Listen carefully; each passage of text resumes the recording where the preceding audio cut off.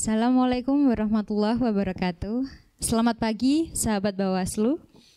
Salam jumpa dengan saya Mariam Ayu Lisani Aftika, staf Bawaslu Kabupaten Sukoharjo di program acara Ngulik Bawaslu Kabupaten Sukoharjo. Pagi ini kita akan mengulas dan mendiskusikan tentang peran perempuan dalam pemilu 2024. Dalam kontestasi pemilu dan pilkada tahun 2024, kita, perempuan, dapat berperan serta sebagai penyelenggara, peserta, maupun sebagai pemilih. Saat ini, partisipasi perempuan Indonesia dalam jabatan publik atau dalam lembaga parlemen masih di bawah 30%. Peningkatan partisipasi perempuan dalam pemilu dan pilkada 2024 sangat penting untuk kemajuan demokrasi di Indonesia. Peran perempuan dalam demokrasi dapat membantu meningkatkan kesejahteraan kelompok perempuan dalam mewakili, mengawal, dan berpengaruh pada pembuatan kebijakan, serta turut serta dalam proses pembangunan. Untuk itu, penguatan kapasitas perempuan dan keterwakilan perempuan dalam pemilu 2024 perlu ditingkatkan. Untuk membahas lebih lengkapnya, telah hadir bersama saya narasumber dari Koordinator Divisi Organisasi dan SDM Bawaslu Kabupaten Sukoharjo, yaitu Ibu Uswatun Mufidah SAG. Selamat pagi, Ibu. Selamat pagi, Mbak Ayu. Mohon izin Ibu Uswatun langsung masuk ke pertanyaan pertama. Menurut Ibu, apakah dalam pemilu sebelumnya perempuan sudah cukup berperan aktif? Lalu sejauh mana peran perempuan dalam mensukseskan pemilu tahun 2019? Ya, terima kasih Mbak Ayu. Melihat dari kondisi yang ada di lapangan, termasuk juga perbandingan dengan pemilu tahun 2014 dan pemilu tahun 2019, tentu ada banyak sekali peningkatan yang cukup signifikan karena dengan adanya Undang-Undang Pemilu, Undang-Undang Nomor 7 Tahun 2017 yang mana afirmasi perempuan di sana ada afirmasi 30%, tentu akan memberikan banyak peluang bagi para perempuan untuk bisa berkiprah di politik dengan berbagai posisi, dengan berbagai kepentingannya. Jadi kalau melihat data yang ada di lapangan, ada peningkatan beberapa hal, misalnya untuk DPR ya, untuk legislatif dibanding dengan 2014 itu cukup signifikan. Ketika di tahun 2014 untuk DPR RI itu ada 97 perempuan yang menjadi legislatif dari 560 Dewan Perwakilan Rakyat.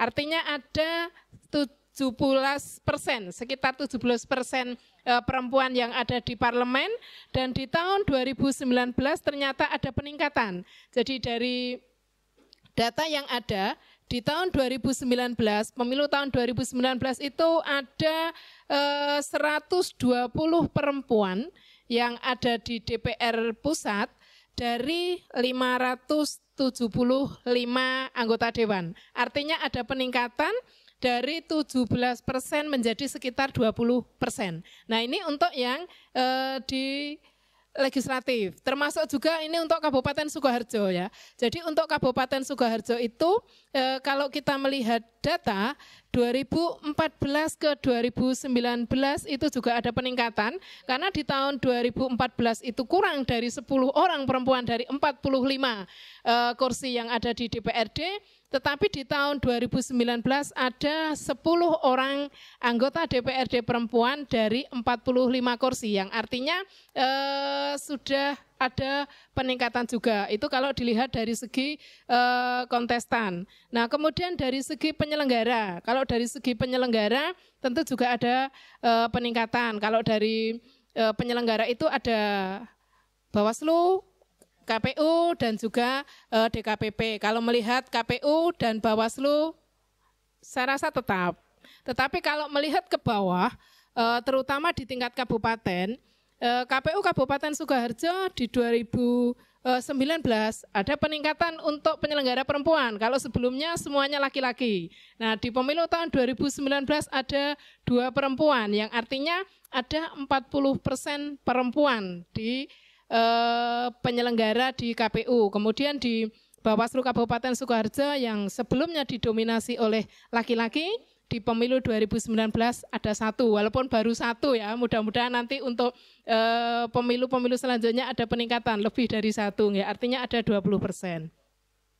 Kemudian untuk di tingkat bawah, ya, artinya terutama di penyelenggara pemilu pengawasan, di Panwaslu Kecamatan yang sebelumnya dari 36 itu hanya 2 yang perempuan, di pemilu 2019 masih sama. Nah, tetapi kemudian di Pilkada ada peningkatan dari 2 menjadi 4. Nah, kemudian untuk PPD dan seterusnya pengawas TPS ada kecenderungan semakin ke bawah.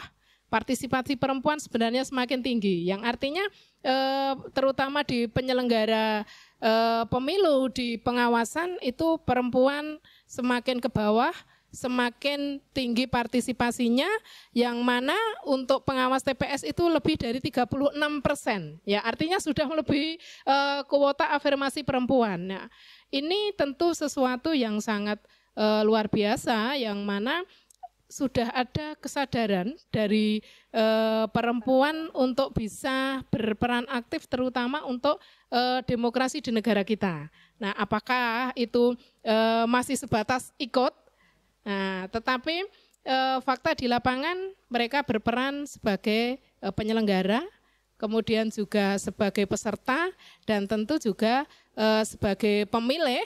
Perempuan juga lebih banyak daripada laki-laki. Nah, ini mestinya sesuatu yang patut kita syukuri dan menjadi cambuk ataupun menjadi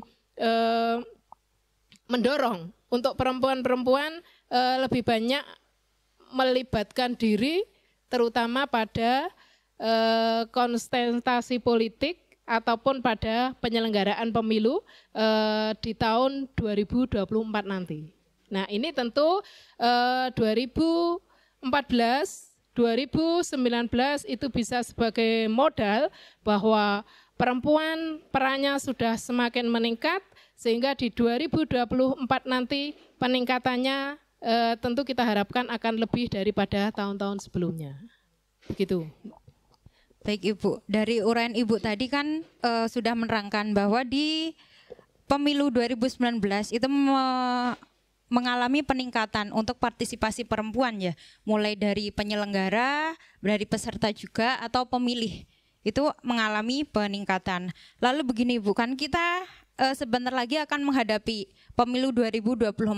Kita kan juga tentunya tidak ingin kepesertaan dari partisipasi perempuan itu kan menurun. Nah, kalau untuk Ibu, bagaimana cara perempuan untuk dapat berpartisipasi aktif dalam penyelenggaraan pemilu nanti di tahun 2024, Ibu? Baik Mbak Ayu, ada banyak hal yang para perempuan bisa lakukan untuk demokrasi tahun 2024, yang diantaranya adalah 1, para perempuan bisa menjadi bagian daripada penyelenggara pemilu.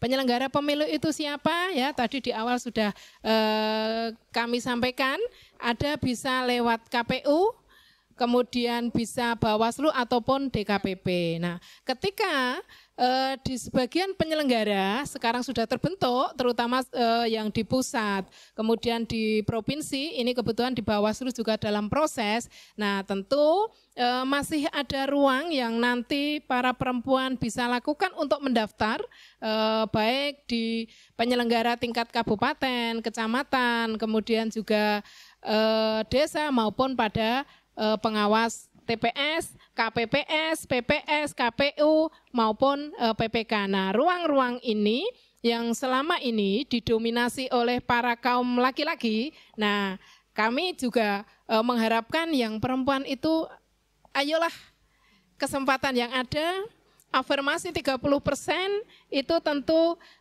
kita artikan sebagai ruang untuk memberikan kesempatan kepada perempuan mengaplikasikan dirinya. Nah, sehingga di kesempatan pemilu 2024 yang masih terbuka lebar untuk penyelenggara pemilu baik di kabupaten sampai dengan tingkat TPS itu bisa dipersiapkan dari sekarang, bisa dimanfaatkan untuk bergabung menjadi penyelenggara. Nah, kemudian juga bisa menjadi pemantau. Nah, pemantau pemilu yang mana ini sudah dibuka. Nah, terutama untuk yang di Bawaslu itu kita menyediakan yang namanya helpdesk, meja bantuan. Kalau teman-teman perempuan mau menjadi pemantau pemilu bisa bergabung dengan pemantau-pemantau yang sudah ada, yang sudah terdaftar dan sudah mendapatkan sertifikasi dari pusat, dari Bawaslu Pusat. Nah, bisa bergabung dengan JPPR, ada IMM, kemudian ada PMII, ada GMNI, dan organisasi-organisasi yang lain yang itu bisa nanti ketika mendaftar, diterima, bisa melakukan pemantauan yang secara kelembagaan atau mungkin bisa melakukan sebagai pengawas partisipatif. Nah, ini tentu bisa terbuka kepada semuanya tanpa memandang siapapun termasuk perempuan di dalamnya. Nah, bahkan perempuan itu bisa yang sekarang milenial. Nah, perempuan milenial ini tentu akan lebih punya ruang yang lebih karena mereka bersahabat dengan yang namanya medsos. Nah, ini tentu bisa salah satunya untuk lebih menyebarluaskan berita-berita tentang kepemiluan, lebih memasyaratkan, lebih juga mengajak kepada teman-teman mereka lewat medsosnya. Nah, ini pengawas partisipatif ini yang selama ini selalu kita gaungkan, selalu kita ajak, dan selalu kita tekankan kepada masyarakat, bahkan sampai kepada ke pelosok desa pun kita akan lakukan untuk mengajak kepada masyarakat, terutama perempuan, untuk bisa menjadi pengawas partisipatif. Dan di samping itu masih ada lagi Mbak Ayu, apa yang jelas adalah peserta pemilu. Afirmasi 30% itu memberikan ruang kepada perempuan untuk bergabung di partai politik yang bisa mengkontribusikan untuk dirinya menjadi caleg misalnya, dan apalagi adanya dengan sistem zipper ya. Sistem zipper itu bahwa setiap partai ketika membuat caleg, membuat daftar caleg itu harus menyertakan perempuan, ketika setiap nomor urutan 1, 2, 3 itu nomor 3 harus perempuan. 4, 5, 6 itu yang nomor 6 harus ada perempuan. Artinya ruang bagi perempuan sebenarnya sudah dibuka sangat lebar untuk bisa masuk di dunia politik menjadi peserta pemilu. Tinggal bagaimana kita sebagai perempuan, apakah kita hanya mau dijadikan sebagai pelengkap penderita, yang artinya hanya sebagai untuk bisa memenuhi syarat bahwa ketika mengajukan caleg itu setiap 3 nomor itu harus ada 1 perempuan, atau ketika itu dijadikan sebagai kesempatan untuk mendorong dirinya sendiri bahwa ketika saya ditempatkan di nomor itu, saya harus jadi. Saya harus mampu memberikan kontribusi dan saya harus mampu mengajak kepada masyarakat untuk memilih saya. Nah, misalnya seperti itu ya. Jadi semua akan dikembalikan lagi kepada perempuan, tetapi satu hal, yuk mumpung kesempatan ini ada, 2024 ini sudah semakin dekat, siapkan mulai dari sekarang. Nah, di samping sebagai peserta pemilu, tentu yang tidak kalah adalah sebagai pemilih. Jadilah pemilih perempuan yang cerdas.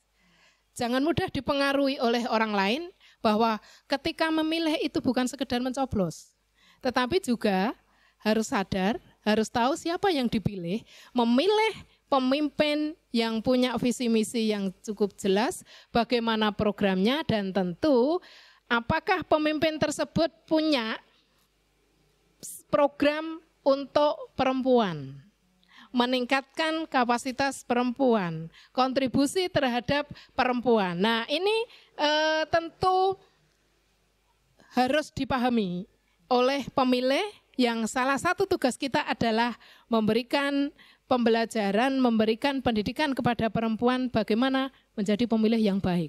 Jadi bukan sekedar golput, bukan sekedar tidak golput, bukan sekedar memilih, tapi tentu memilih pemimpin yang dengan melihat visi misi dan programnya. Jadi perempuan sekarang tentu sudah bukan zamannya lagi neraka nunut, swarga katut. Nah, yang artinya ketika nyun sewu suaminya bilang, Bu nanti milih ini. Nah, kalau memang itu tidak sesuai dengan nurani, programnya tidak berpihak kepada perempuan, tentu tidak ada salahnya memilih kepada yang lain. Perempuan harus sudah mandiri, artinya bahwa punya kemerdekaan untuk memilih siapa caleg yang punya kontribusi terhadap nanti kesejahteraan perempuan. Bagaimana memperhatikan perempuan, karena siapa yang tahu kebutuhan perempuan adalah perempuan itu sendiri. Nah, gitu Mbak. Jadi ada beberapa hal yang bisa dilakukan. Yang pertama bisa menjadi penyelenggara, yang kedua bisa menjadi pemantau, kemudian menjadi pengawas partisipatif, menjadi peserta pemilu, maupun bisa menjadi pemilih yang baik. Itu. Baik. Tadi Ibu menguraikan bahwa salah satu dampak atau salah satu cara kita dapat berpartisipasi untuk mensukseskan pemilu yaitu dengan kita sama-sama mendorong ya Bu ya, untuk terutama di pada teman-teman kaum milenial, perempuan milenial untuk mensosialisasikan ini nih gimana pemilu selanjutnya, bagaimana terus untuk menjadi pemilih yang cerdas itu bagaimana, berarti kita bisa menggunakan sosial media itu sendiri ya Ibu ya? Salah satunya. Baik, lanjut ke pertanyaan berikutnya Ibu. Apa saja sih kontribusi yang real itu yang bisa diberikan perempuan untuk mensukseskan pemilu? Kontribusi yang real itu terutama apa ya Bu? Tentu banyak sekali. Yang pertama bisa ikut melakukan sosialisasi tentang aturan-aturan pemilu. Ini sangat penting. Jadi seseorang yang melakukan sosialisasi tentang aturan-aturan pemilu tentu dia harus paham, kemudian juga harus tahu undang-undang, dan tentu ini adalah perempuan-perempuan yang cerdas, perempuan-perempuan yang mau belajar, perempuan-perempuan yang mau meningkatkan kualitas dirinya dengan selalu belajar dan belajar. Jadi banyak sekali yang bisa dilakukan kontribusinya, yaitu salah satunya itu Mbak, ikut melakukan sosialisasi tentang aturan-aturan pemilu. Kemudian juga ikut memantau pelaksanaan pemilu agar sesuai dengan aturan. Apakah pemilu itu sesuai dengan aturan atau tidak? Tentu secara undang-undang semuanya harus sesuai dengan aturan, tetapi ketika di perjalanan, karena pemilu itu bukan hanya penyelenggara, tetapi ada penyelenggara dan juga ada peserta. Nah, apakah peserta itu semuanya akan taat kepada aturan pemilu yang ada? Nah, ini yang tentu kita harus tahu aturan-aturannya tadi. Apakah yang dilakukan oleh peserta itu melakukan pelanggaran? Apakah yang dilakukan oleh peserta itu melanggar aturan dan sebagainya? Nah, ini tentu bagaimana perempuan melakukan pemantauan sehingga ketika ada pelanggaran bisa menjadi informasi awal, informan awal. Memberikan informasi kepada Bawaslu misalnya. Nah, ini tentu sangat dibutuhkan. Kemudian juga aktif memperbincangkan tentang kepemiluan. Jadi kalau ada kumpul-kumpul perempuan itu bukan sekedar bicara tentang fashion, bicara tentang tren-tren yang ada, tetapi tren sekarang adalah 2024 adalah tren demokrasi pemilu. Nah, di sana bisa obrolan sekali-kali yang ngobrol pemilu. Kapan sih ada bukaan untuk penyelenggara pemilu? Kapan sih pemilu dimulai? Nah, itu kan bisa Mbak. Kemudian untuk ibu-ibu itu kan, oh ya pesertanya berapa ya? Sekarang partai politik yang sudah mendaftar berapa ya? Berapa banyak partai politik? Kemudian nanti cara nyoblosnya bagaimana? Nah, ketika paham, kemudian pada akhirnya menjadi bagian dari penyelenggara yang selama ini, terutama di tahun 2019 yang merupakan pemilu pertama yang gabungan antara pileg pilpres itu menjadi sesuatu yang berat bagi penyelenggara terutama di tingkat bawah. Ketika paham dari awal bagaimana kondisinya, tentu akan bisa lebih menyiapkan dirinya. Misalnya menjadi KPPS-nya yang selama ini kan kenapa banyak terutama di KPPS, kalau melihat data itu yang lebih banyak sakit itu adalah KPPS, yang meninggal pun adalah KPPS ya, kalau yang sampai 500 sekian lebih di tahun 2019. Salah satu penyebabnya adalah tentu kekurangsiapan. Kekurangsiapan dalam menyiapkan dirinya. Nah, kadang-kadang karena terlalu stres, mengejar bahwa laporan di KPPS ini nanti harus selesai. Nah, tetapi ketika kurang memahami bagaimana mengcompare agar data ini cepat selesai misalnya. Nah, ini tentu perlu berlatih. Karena ketika tidak tahu, oh ya berapa ya kira-kira calegnya. Kalau sekarang misalnya sudah tahu dengan sistem seperti apa, kemudian partainya ada berapa yang lolos, kemudian calegnya ada berapa, sistemnya bagaimana, minimal menjadi penyelenggara pemilu di tingkat bawah itu akan lebih siap ketika nanti pada hari H sampai dengan rekapitulasi, sampai dengan, kalau di paling bawah itu kan sampai dengan pergerakan kotak suara di PPS. Nah, termasuk juga sebagai pengawas TPS karena merupakan garda terdepan daripada pemilu itu, pengawasan itu ya pengawas TPS. Jadi harus memang siap, paham semuanya ya, semuanya tentu dalam tanda kutip karena tidak mungkin semuanya akan dipahami, tetapi minimal apa yang harus dilakukan dan apa yang harus disiapkan sebagai pengawas TPS itu sudah dilakukan sehingga ketika di lapangan tidak terjadi yang namanya shock. Ternyata seperti ini. Bayangan saya enggak seperti ini karena di 2024 yakinlah bahwa ini akan lebih berat daripada 2019 meskipun 2019 sudah pernah dilakukan, tetapi 2024 ini kalau melihat partainya yang mungkin lebih banyak. Dengan bagaimana mensosialisasikan, Nyon Sewu ketika nanti 75 partai itu kebetulan lolos semua, kemudian suara-suaranya seperti apa, selebar apa, bagaimana mensosialisasikan dan sebagainya. Nah ini tentu yang paling bawah KPPS, pengawas TPS ini harus paham.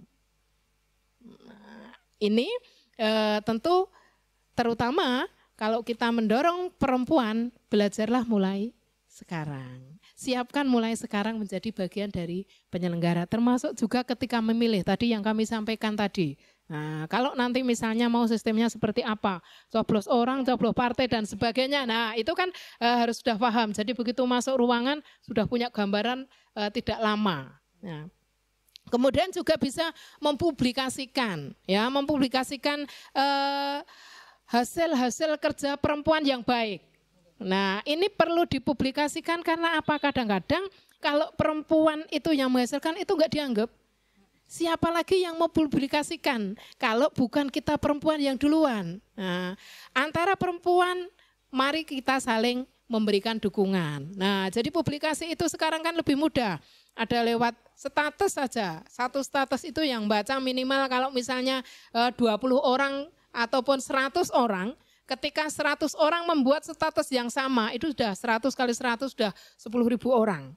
Dan seterusnya dan seterusnya. Kemudian belum di FB, kemudian IG, ataupun di medsos-medsos yang lain. Nah ini tentu kinerja, kerja-kerja perempuan itu harus kita sosialisasikan, kita publish sebesar-besarnya agar tahu bahwa perempuan ternyata punya peran dan mampu berkiprah di dunia politik maupun demokrasi. Nah itu. Nah kemudian juga bisa memberikan informasi awal ketika terjadi pelanggaran-pelanggaran. Nah, ketika ada pelanggaran, selama ini terutama perempuan biasanya ada ketakutan nanti kalau dipanggil Bawaslu bagaimana. Kalau saya jadi saksi, waktu saya akan habis, nanti pertanyaannya bagaimana, dan sebagainya, dan sebagainya. Nah, sehingga keberanian untuk menjadi informasi, memberikan informasi awal, apalagi mau menjadi saksi, nah itu tentu akan memberikan nilai yang lebih bagi perempuan. Dan itu akan memberikan kontribusi yang luar biasa kepada tegaknya demokrasi, ya terutama di pemilu tahun 2024. Itu. Baik Ibu, lanjut Ibu untuk pertanyaan selanjutnya. Bagaimana cara untuk meningkatkan partisipasi para perempuan agar mau lebih berperan aktif dalam pemilu 2024? Yang pertama jelas adalah memberikan pendidikan politik dan menyadaran akan hak dan juga bagaimana peran sertanya dalam dunia politik, bahwa semuanya itu adalah sama. Nah, pendidikan politik ini sangat penting, terutama kalau yang di perkotaan aktivis-aktivis saya rasa sudah perlu diragukan lagi. Tetapi bagaimana dengan perempuan-perempuan yang nyuwun sewu di perdesaan, ibu-ibu rumah tangga, ya, ibu rumah tangga. Yang lebih banyak bergelut dengan dunianya, nyuwun sewu, dunianya anak, kemudian juga pekerjaan rumah tangga dan juga di lingkungannya, di lingkungan domestik, ya, di lingkungan domestik yang selama ini mungkin secara publis kurang. Nah, ini tentu harus ada pendidikan politik yang menjangkau sampai ke desa-desa, memberikan penyadaran kepada mereka perempuan bahwa bagaimana dunia politik ini memberikan ruang kepada perempuan dengan hak yang kontribusi yang sama terhadap perjalanan demokrasi yang ada di Indonesia ini ya terutama. Nah, kemudian juga memberikan sosialisasi kepada perempuan-perempuan, sekali lagi tentu terutama yang ada di desa. Karena yang selama ini sosialisasi itu biasanya mesti yang pengurus parpol, pengurus organisasi, kemudian pengurus dan sebagainya. Tetapi bagaimana yang ibu-ibu taunya hanya urusan domestik, tidak ikut organisasi apapun. Kapan beliau-beliau, mereka akan tahu yang namanya berita politik? Kapan akan tahu pemilu itu kapan? Karena fakta di lapangan, ketika saya main ataupun ketika di desa masih ada yang banyak yang bertanya, loh Mbak, pemilunya kapan toh? Nah, padahal sudah kalau di medsos dan dimanapun itu sudah mulai ramai, sudah mulai berlomba-lomba untuk memberitakan terkait dengan pemilu tahun 2024. Jadi memang sosialisasi itu sangat penting karena sebagian besar pemilih perempuan itu adalah di desa. Nah, kemudian juga dengan cara apa kalau di Bawaslu salah satunya untuk pendidikan politik itu ada yang namanya SKPP Mbak Ayu. Nah, sekolah kader partisipatif ya. Pengawas partisipatif yang salah satu pesertanya tentu ada mengikut pesertakan perempuan di sana. Nah, kemudian di samping juga ada sosialisasi khusus perempuan dengan adanya di Bawaslu itu desa-desa binaan, baik itu desa pengawasan ataupun desa anti politik uang.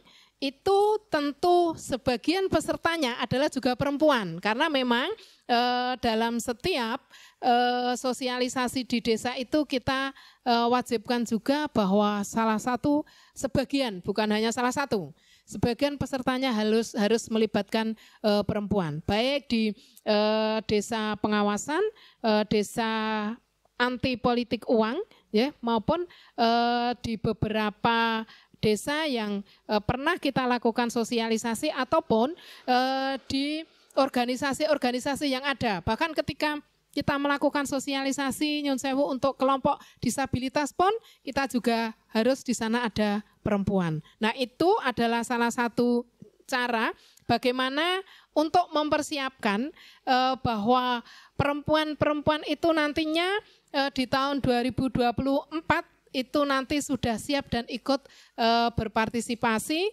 menjadi bagian daripada pemilu 2004, ya, baik sebagai penyelenggara maupun sebagai peserta, bahkan sebagai pemilih pun mereka juga akan memberikan kontribusi yang lebih baik, yang ketika tahu bahwa apa sih yang menjadi pelanggaran-pelanggaran pemilu yang tidak boleh dilakukan, baik itu oleh partai, oleh ASN, kemudian oleh pemerintahan dan lain-lain. Nah, bagaimana harus netral dan sebagainya ketika pengetahuan yang seperti itu dimiliki oleh perempuan, kami yakin semua akan menjadikan lebih baik. Kemudian juga untuk meningkatkan partisipasi itu bisa dengan mempublikasikan kinerja-kinerja baik perempuan, kemudian juga memotivasi perempuan-perempuan lain. Jadi perempuan-perempuan yang sudah aktif itu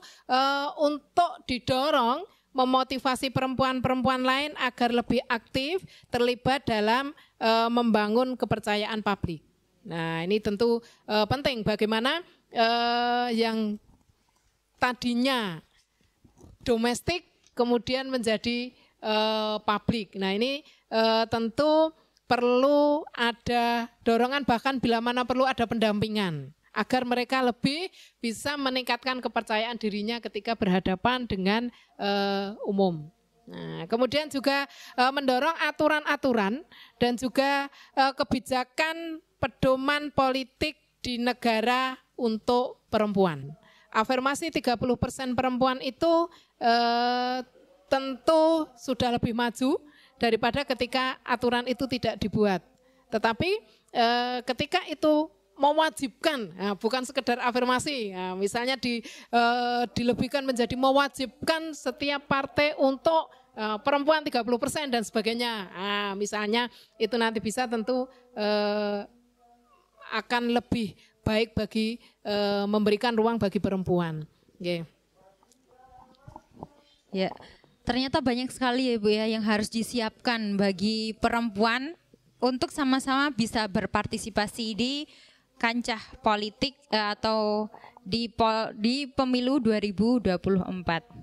Baik, Ibu Uswatun dan sahabat Bawaslu, kita sampai pada sesi akhir acara. Sebelum kita akhiri program diskusi ngulik Bawaslu Kabupaten Sukoharjo, kami persilahkan Ibu Uswatun Mufidah untuk menyampaikan closing statement atas diskusi hari ini. Monggo Ibu, dipersilahkan. Ya, di kesempatan ini saya mengajak perempuan, mari kita siapkan untuk menyambut pemilu tahun 2024 dengan lebih memberikan kontribusi di demokrasi ini dan yakinlah bahwa perempuan bisa. Baik, luar biasa statement yang diberikan oleh Ibu Uswatun Mufidah. Baik, terima kasih Ibu Uswatun Mufidah atas diskusi pada pagi hari ini. Dan untuk sahabat Bawaslu, kami sampaikan terima kasih karena sudah setia menemani diskusi kita kali ini. Sampai bertemu kembali bersama kami dalam acara Ngulik Bawaslu Kabupaten Sukoharjo. Salam awas. Bersama rakyat, awasi pemilu. Bersama Bawaslu, tegakkan keadilan pemilu.